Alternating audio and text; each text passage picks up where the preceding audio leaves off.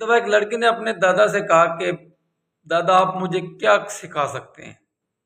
اس پر دادا نے کہا کہ بیٹی پہلے کچھ بڑا کرو تاکہ لوگوں کو تمہاری توجہ حاصل ہو۔ لڑکی نے کہا کہ دادا میں کیا کروں؟ تو دادا نے کہا کہ ایسے کرو کہ لوگوں کو بتاؤ کہ تمہاری شتر مرغ نے سونے کے انڈے دیے ہیں اور تم بہت جلد امیر ہونے والی ہو، کروڑ پتی ہونے والی ہو۔ لڑکی نے ایسا ہی کیا، سارا دن کوئی بھی نہیں آیا مبارکباد دینے کے لیے۔ اگلے دن دادا نے لڑکی سے کہا کہ بیٹا آپ جاؤ اور لوگوں کو بتاؤ کہ رات کو چور آیا تھا اور تمہارے سارے انڈے لے اڑا۔